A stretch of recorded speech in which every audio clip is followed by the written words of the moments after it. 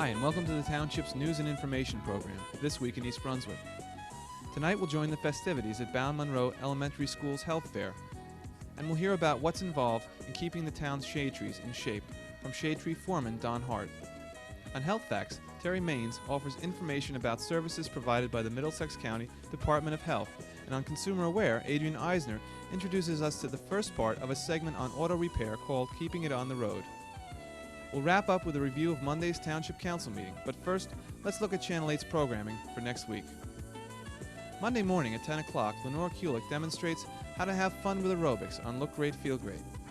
At 10:30 on Target, Paula Durant speaks with Cynthia Schachter and Sharon Riley Morrissey about the East Brunswick Office on Aging. At 7 Monday night, Channel 8 will cablecast the Township Council Budget Review Session, held March 14th. Tuesday night at 7, the City of Beverly Hills presents Imprint. At 7:30, Ken Shalhoub discovers the effects of hypnosis on pain with psychologist Robert Carlin on Let's Talk Health. At 8 p.m. Tuesday, the public hearing for the 1987 school budget will be shown live from the library.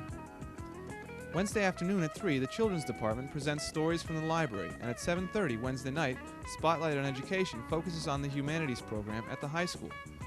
Thursday at 7 and 8, we'll return with a new edition of This Week in East Brunswick.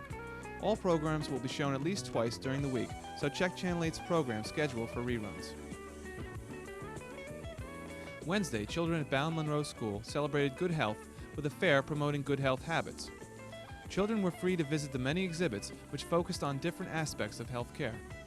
They spoke with a pharmacist about how to properly handle prescription drugs and enjoyed hands-on experiences with members of the East Brunswick Rescue Squad.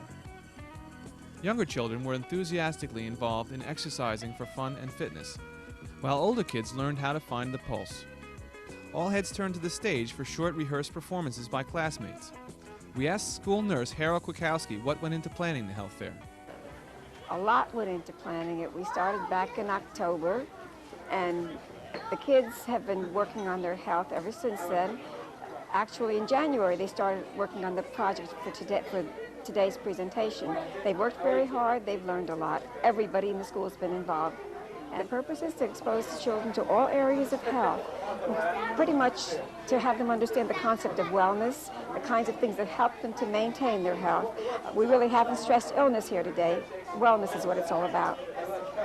Okay, and you're teaching children to do what specifically? Well, in the area of wellness, the things that they should do, like to get exercise and how that exercise benefits them, to eat the right kind of food, low cholesterol kinds of foods, things like wearing their seat belts. We had a great time with that. Things like avoiding people that have colds. Things like not abusing alcohol, not using cigarettes, the kinds of things that we hope they'll work into their own lifestyle. And they've really done it today. They've heard the whole thing today. They've seen a lot of excellent examples of how to live a healthy life.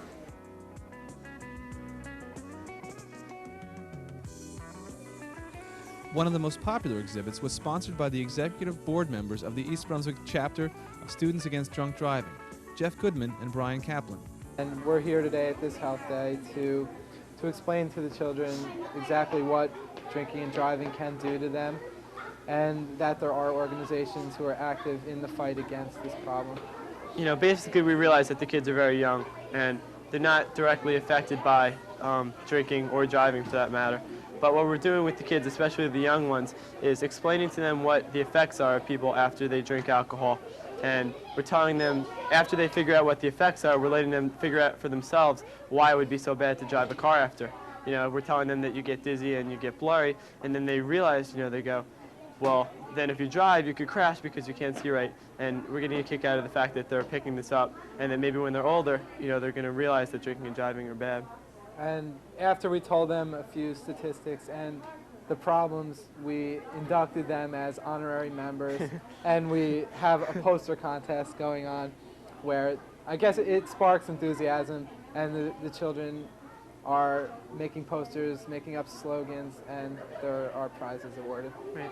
It seems that they're enjoying learning about, you know, something that high school kids are doing, and we realize that it's a problem, you know, in East Brunswick and all over. So if it starts young with these kids, and they're aware of the problem, we're giving them handouts for their parents and things. So if they were to go home and say, I'm now a member of Students Against Drunk Driving, because they are students just like us, then it's good for everyone.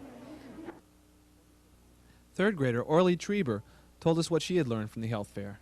Well, I learned that a grown person needs to eat things from the 4 basic food groups, and that they have to have vitamins, minerals, and other things, and that and that you should always brush your teeth to have clean and healthy teeth, and that if you drink milk, then you'll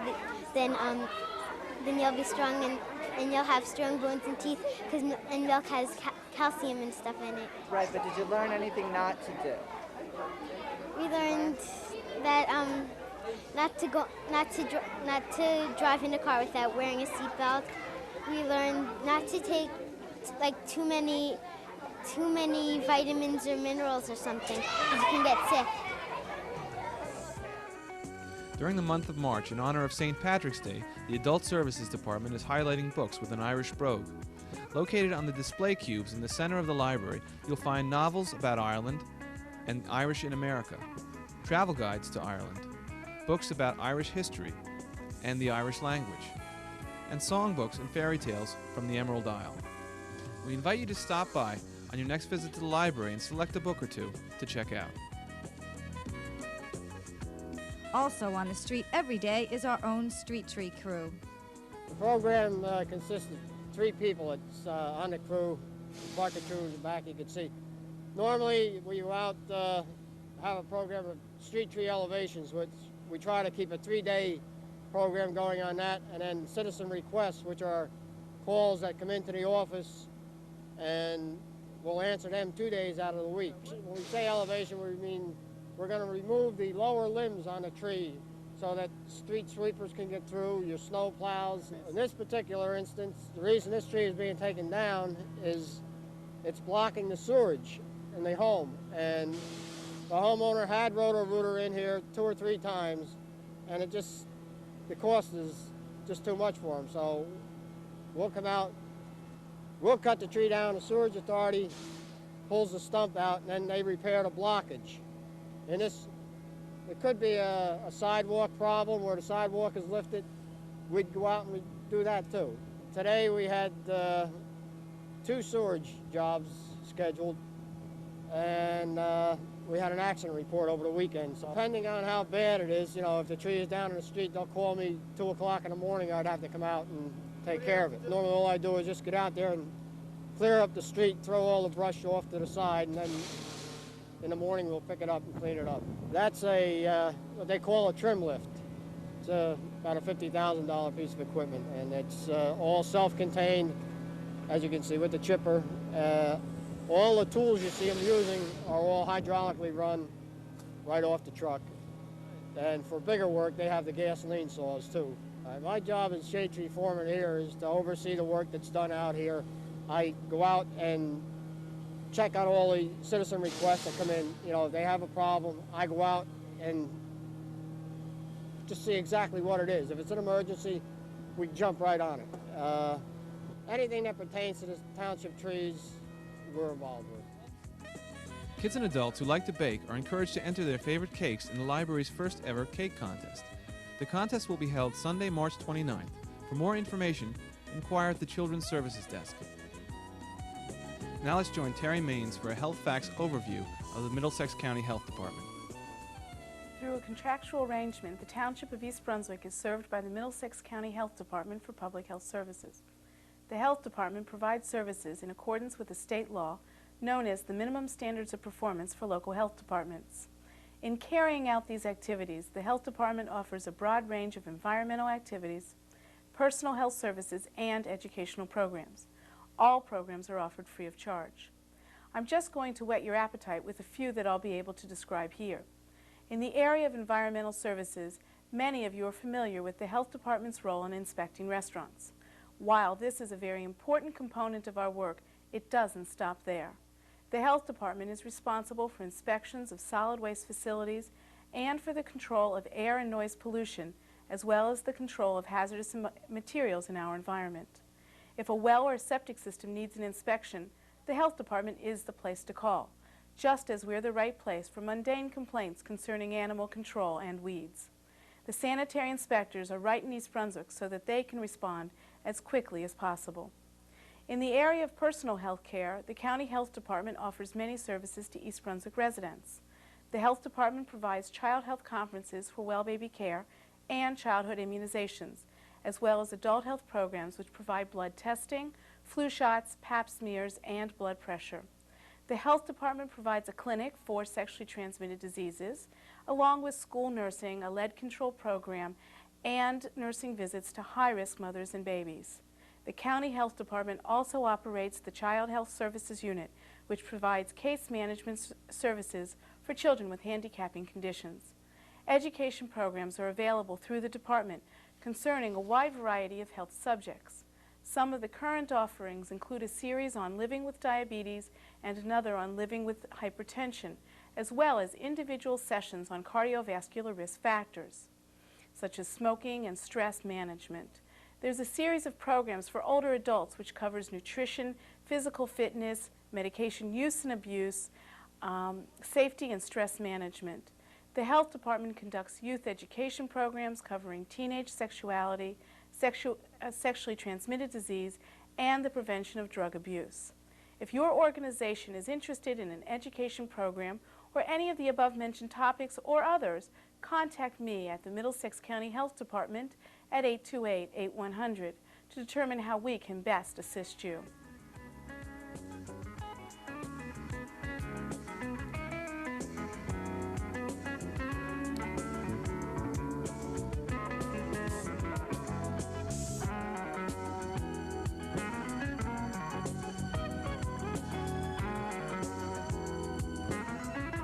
Hello, I'm Adrienne Eisner, Director of the East Brunswick Consumer Affairs Office. Many consumers are unaware of what steps they should take when bringing their car to the auto repair shop. Taking an automobile in for repair can be an intimidating experience for the consumer who does not understand the auto repair process. Many times complaints arise because of the customer's misunderstanding of his own rights and responsibilities and those of the repair person.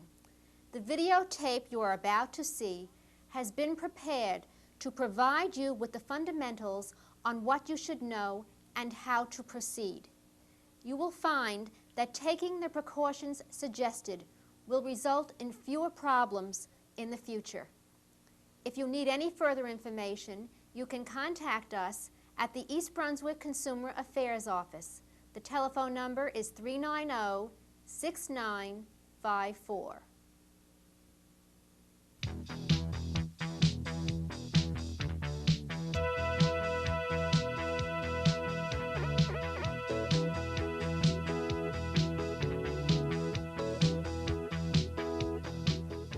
The automobile today is a complex and sophisticated piece of machinery. It is designed to provide reliable transportation in all types of weather, while at the same time achieving maximum fuel economy and reduced emissions. Unfortunately, it also breaks down occasionally. This unhappy driver wouldn't be here if he'd followed the recommended preventive maintenance in the owner's manual, the manual that comes with every new car. If you lose it or buy a used car that doesn't have one, you can usually get a replacement from an auto dealership. The owner's manual contains a great deal of valuable information. It's a good idea to follow the maintenance schedule recommended for heavy-duty driving rather than the schedule for normal use. Here's what expert mechanics especially recommend. The easiest job, perhaps, is to wash the car once a month and wax it twice a year to prevent permanent stains and help prevent premature rusting. The most important task is changing your oil and filter 3 to 4 times a year. It's an inexpensive way to ensure a long life for your engine. Check all fluid levels regularly. Oil and coolant should be checked with each fill-up.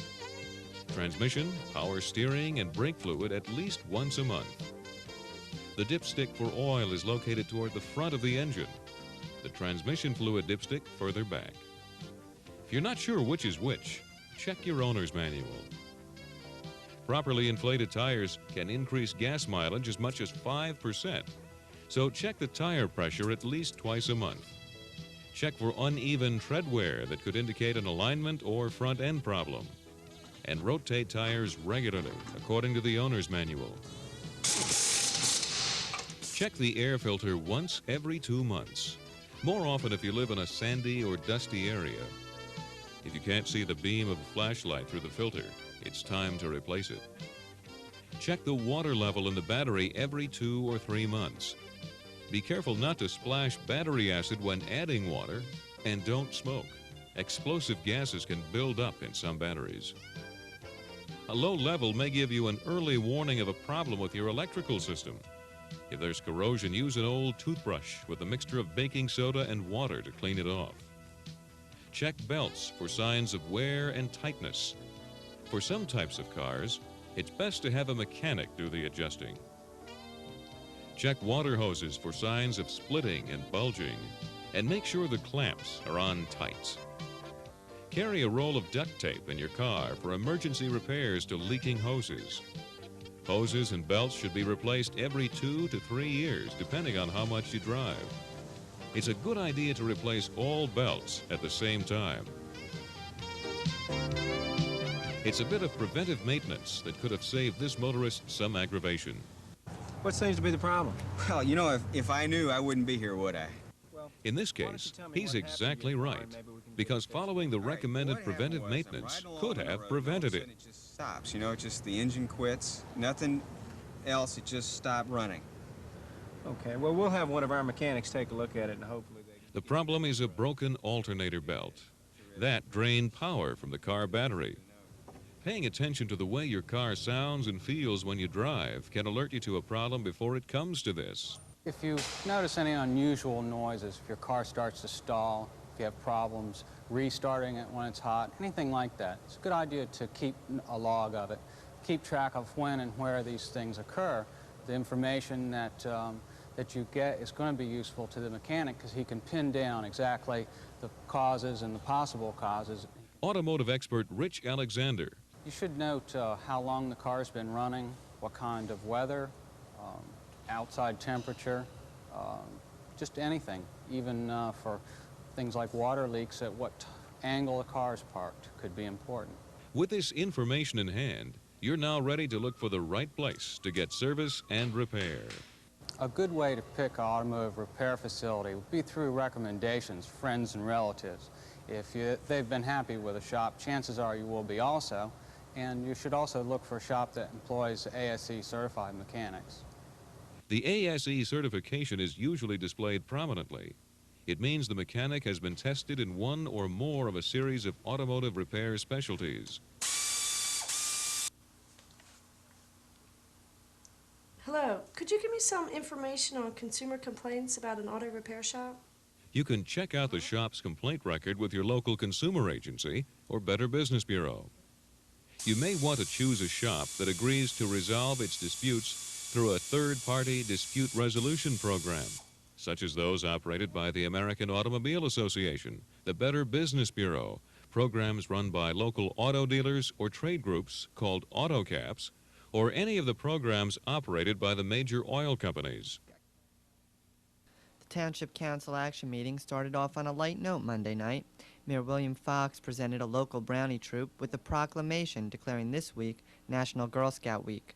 The Girl Scouts of America is celebrating its 75th anniversary, and the Mayor and Township Council encourage Girl Scouts and all residents of East Brunswick to partake in activities honoring the organization's birthday. Getting back to business, the Council adopted several resolutions and ordinances at the meeting. One resolution appointed the contract to realign an open Fern Road to Haskell Excavating Corporation. Haskell estimates the road repairs to cost nearly $700,000, half of which will be paid by state grant. Another resolution adopted Monday seeks approval to transfer 79 Mount Laurel housing units from one site to another. This would allow developers in town to build a new housing project for senior citizens rather than include the required low-income housing units on their building sites. And among the ordinances adopted, one allocates $210,000 to improve intersections throughout town. $200,000 will be bonded for this project. In other business, the mayor called upon Director of Public Safety, Thomas Terrell, to tell the council about a dilapidated Route 18 overpass. Terrell said Route 18 would be closed for 15-minute periods between 1 and 5 a.m., so the bridge, which connects Spotswood and Old Bridge, can be repaired. It is said that the project will cost in the vicinity of $600,000 to buy these 3 to 4 years. Anyone who cares to look under the bridge will notice some very interesting steel work there. I'm not an engineer, but it's certainly very interesting and somewhat long-standing. The bridge has been in a difficult condition for a number of years. Every year we have concrete falling, we have a few windshields go and damage to vehicles, and we close half the road while DOT responds. Hopefully they'll be able to master the problem with a new bridge without interdicting traffic on Route 18. As we all know, there are not any viable detours. Also at the meeting, Township Attorney Bertram Bush summarized Edgeboro Landfill's recent court appearance. Bush said the judge appeared to sympathize with Edgeboro. There were 9 separate complaints that there were findings of guilty on. There was one by Joseph Bodnar in the county on odor where there's a finding of not guilty. However, in spite of the finding of 9 guilty pleas, or guilty findings, excuse me, Judge Snyder only hit the maximum 3 times on $1,000 each for the away from the active daily work phase where the side slopes are not being maintained, which is causing a lot of the litter. And he threw the book at them for the $1,000 for that.